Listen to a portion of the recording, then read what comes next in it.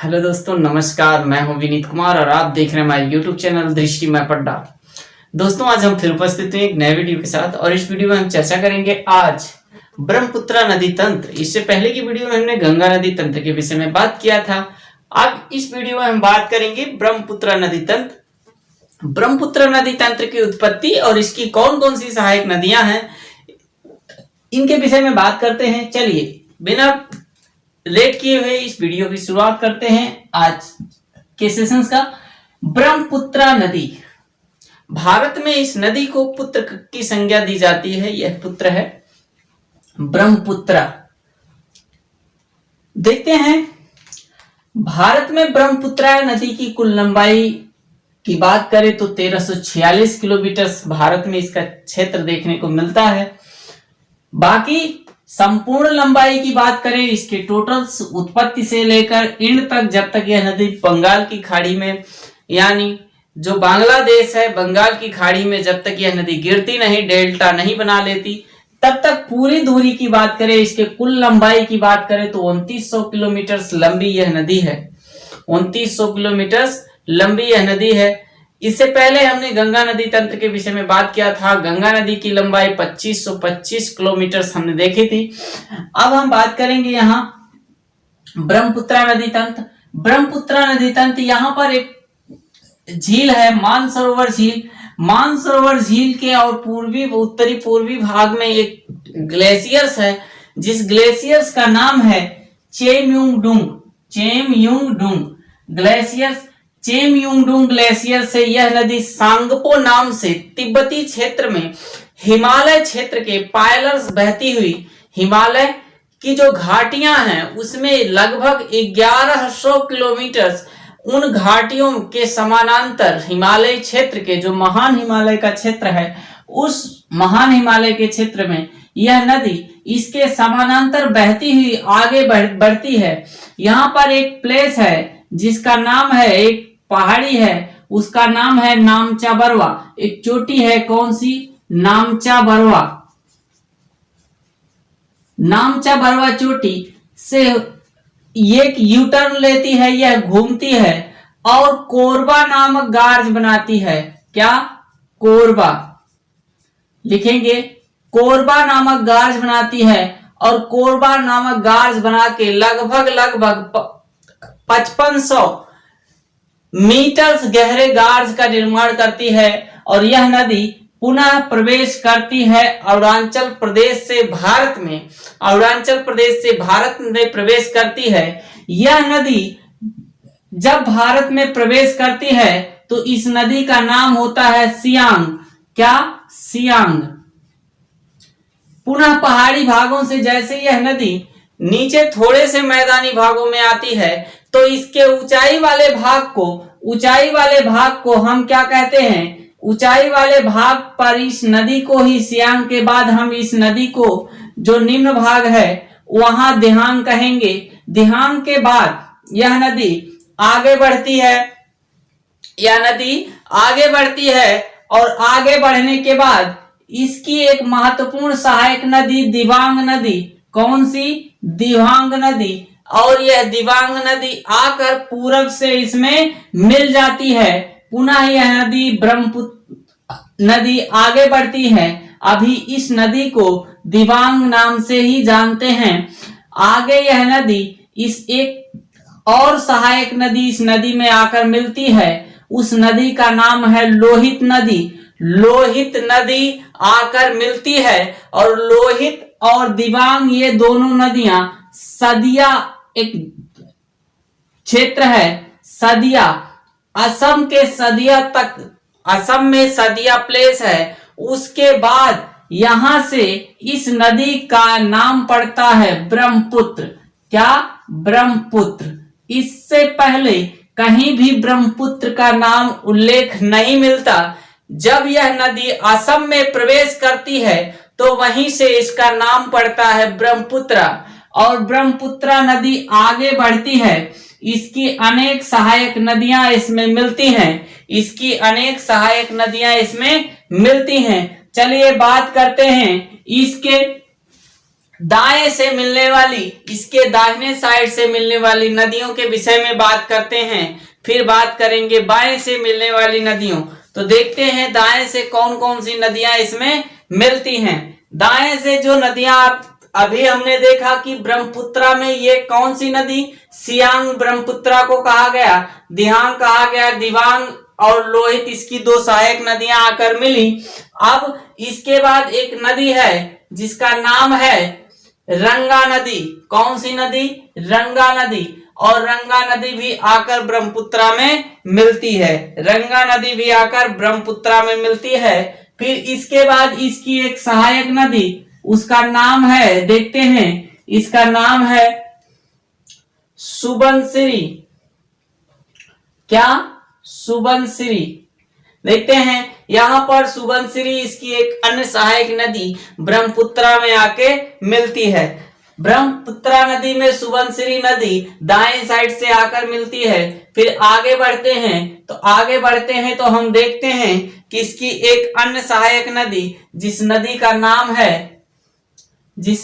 नाम है क्या? जिया भरेली। याद रखें, ये सहायक नदी जो हमें यहां देखने को मिल रही है, इसका नाम है जिया भरेली। ये ब्रह्मपुत्रा की सहायक नदी है, याद रखें, जिया भरेली। इसके बाद एक अन्य सहायक नदी यहीं पर मिलती है ब्रह्मपुत्रा नदी में। उस नदी का नाम होता है कोलोक नदी। क्या? कोलोक। याद रखें, इस नदी का नाम है कोलोक नदी। फिर यह नदी आगे बढ़ती है ब्रह्मपुत्रा के नाम से, और आगे बढ़ने के बाद इसकी एक खास नदी, सहायक नदी, जिसके किनारे एक राष्ट्रीय उद्यान स्थित है, उसका नाम है, राष्ट्रीय नेशनल पार्क स्थित है, उसका नाम है मानस। और यह मानस नदी आके इसमें मिलती है। कौन सी नदी? मानस। याद रखें, मानस भी ब्रह्मपुत्रा की सहायक नदी है। मानस भी ब्रह्मपुत्रा की सहायक नदी है। और आगे बढ़ते हैं तो और आगे बढ़ने के बाद हम देखते हैं कि एक प्लेस है, उस प्लेस का नाम है क्या? उस प्लेस का नाम है धुबरी। यहां देख रहे हैं आप धुबरी। यहां पर था क्या? यहां पर हमने देखा था कि इस प्लेस से सदिया यहां स्थित है। सदिया से लेकर धुबरी तक जलमार्ग, सदिया से लेकर धुबरी तक जलमार्ग जो लगभग 891 किलोमीटर जलमार्ग सुगम यहां कराता है सदिया से धुबरी तक।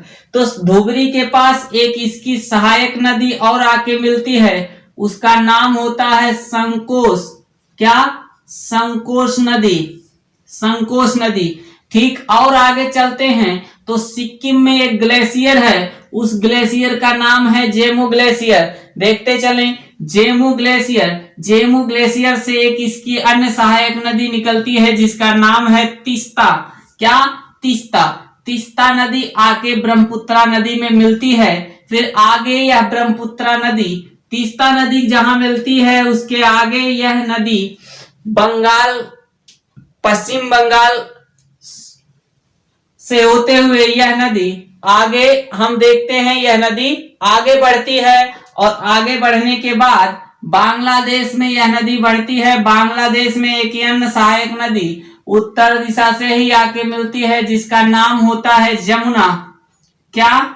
जमुना। और जमुना मिलने के बाद यह नदी आगे जमुना नाम से जानी जाती है। क्या? यह ब्रह्मपुत्रा नदी आगे जमुना नाम से जानी जाती है। ठीक है, इतनी सारी बातें हो गई ब्रह्मपुत्रा नदी। अब बात करते हैं, ये तो सभी नदियां इसके दाएं साइड से मिल रही थी। इसकी मेन सहायक नदी आगे गंगा भी आके, जो पद्मा और मेघना दोनों, यहां पद्मा कहते हैं गंगा को, बाद में मेघना इसकी एक सहायक नदी आती है, तो ये एक डेल्टाई क्षेत्र का निर्माण हो जाता है। अब बात करेंगे इसके बाएं साइड से मिलने वाली नदियां। तो बाएं साइड से जो नदियां मिलेंगी, उन नदियों में से दो महत्वपूर्ण नदियां हैं। दो महत्वपूर्ण नदियां, और दो हमने यहाँ पहले देख ही लिया था बाएं साइड से मिलने वाली नदियां दिबांग और लोहित। इसके बाद एक नदी है जिसका नाम है धनसिरी, क्या, जिसका नाम है धनसिरी। और यह धनसिरी नदी के बाद एक अन्य नदी इसकी सहायक यहां पर आकर मिलती है जिसका नाम है कोपली, क्या, कोपली।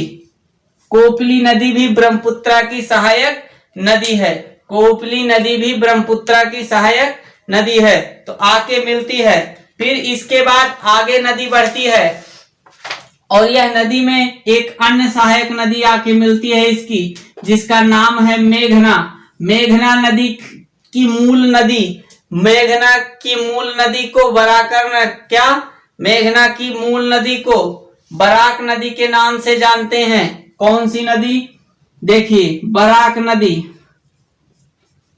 मेघना की मूल जलधारा जो है वो बराक नदी के नाम से निकलती है, और यह मुख्य जलधारा की उत्पत्ति जो होती है मणिपुर की पहाड़ियां स्थित है, मणिपुर में, मणिपुर की पहाड़ियां स्थित है, मणिपुर यहाँ है। मणिपुर से निकलकर यह बराक नदी आगे बढ़ती है और पुनः एक छोटी जलधारा मेघना आके मिलती है, और यह नदी मेघना नाम से आगे बढ़ती है। बराक की कुछ अन्य सहायक नदियां हैं, जैसे उनको नोट करेंगे, माकू, तरंग, सोनाई।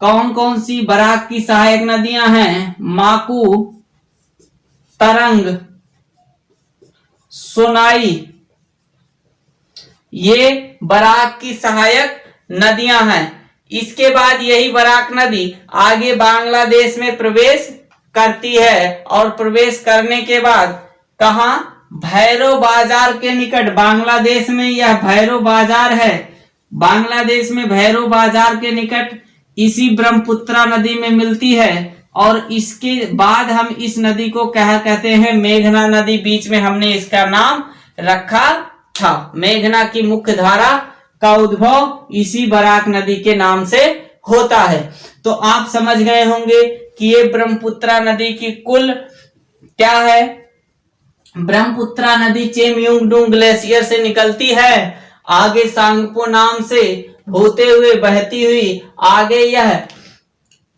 भारत में अरुणाचल प्रदेश में प्रवेश करती एक गहरा गार्ज बनाती है, जिस गार्ज का नाम है कोरबा, और कोरबा गार्ज से होते हुए सियांग नाम से प्रवेश करती है। ऊपरी भाग में सियांग, नीचे भाग में दिहांग, और फिर इसकी दो अन्य सहायक नदियां दिबांग और लोहित आकर मिलती हैं सदिया के पास। सदिया के पास से जैसे ये असम में हम प्रवेश करते हैं तो इस नदी का नाम होता है ब्रह्मपुत्रा, और यह नदी ब्रह्मपुत्रा नाम से आगे बढ़ती है। ये इसकी सहायक नदियों की विशेषता, इसकी सहायक नदियां थी। अब इसकी कुछ अन्य महत्वपूर्ण विशेषता क्या है उसे समझने का प्रयास करते हैं, देखिए यह नदी अपने कटाव और बाढ़ क्षेत्र के लिए मुख्य खास बात क्या है, यह नदी अपने कटाव यानी तीव्र कटान के कारण और बाढ़ के कारण और मार्ग परिवर्तन के कारण प्रसिद्ध है। क्या क्या, कटान के कारण, बाढ़ के कारण और मार्ग परिवर्तन के कारण यह नदी प्रसिद्ध है। एक इस नदी में ही, चूंकि इस नदी की जो चौड़ाई है वो बहुत अधिक है, 6-7 किलोमीटर, 16 किलोमीटर तक कहीं कहीं चौड़ाई इसे देखने को हमें मिलती है। तो इस नदी की चौड़ाई अधिक होने के कारण, बहुत अवसाद होने के कारण कई नदी द्वीपों का निर्माण करती है। कई का मतलब बहुत द्वीपों, उसमें जो सबसे बड़ा नदी द्वीप है उस द्वीप का नाम है, यहाँ पर स्थित है, उस द्वीप का नाम है माजुली द्वीप, याद रखें माजुली द्वीप। और विश्व का सबसे बड़ा नदी द्वीप अगर कोई पूछा जाए तो वह है माजुली द्वीप। और माजुली द्वीप किस नदी में स्थित है, तो वह स्थित है ब्रह्मपुत्रा नदी में, ब्रह्मपुत्रा नदी में। तो याद रखें ब्रह्मपुत्रा नदी में एक द्वीप है जिसका नाम है माजुली। इसकी कुल क्षेत्रफल जो था वो 1200 कितना था, 1250 वर्ग किलोमीटर क्षेत्रफल था, लेकिन तीव्र कटाव होने के कारण वर्तमान में लगभग 750 वर्ग किलोमीटर क्षेत्रफल केवल इसका बचा हुआ है। बाकी नदी काट कर पुनः इनके किनारों को क्या की है, जो क्षेत्रफल था उसको कम कर दी है। तो एक संकट इस माजुली द्वीप पर एक संकट बना हुआ है कि आए दिन तीव्र गति से यह नदी ब्रह्मपुत्रा नदी इसे काट रही है। तो आप अगर यूपीएससी की तैयारी कर रहे हैं तो माजुली द्वीप पर लेख लिखने के लिए आ सकता है। विशेष ध्यान दें इस बात को, इसकी विशेषता क्या है। यह नदी द्वीप है और यह नदी द्वीप कहाँ है, ब्रह्मपुत्रा नदी में स्थित है। विश्व का सबसे बड़ा नदी द्वीप है, यह भी याद रखें। तो ये सारी बातें ब्रह्मपुत्रा नदी के विषय में थी। ब्रह्मपुत्रा नदी तंत्र, बस इतना ही था। आज की इस वीडियो में हमने पूरी तरह से ब्रह्मपुत्र नदी के विषय में चर्चा किया। वीडियो पसंद आई तो लाइक करें, चैनल पर नए हैं तो चैनल को सब्सक्राइब करें और बेल आइकन को प्रेस कर रखें, जिससे आने वाले हर वीडियो की नोटिफिकेशन आपको मिलती रही। चलिए इसी के साथ आज की वीडियो का समापन करते हैं। Thanks for watching this video. मिलते हैं फिर नेक्स्ट वीडियो में, तब तक के लिए बाय बाय, टेक केयर।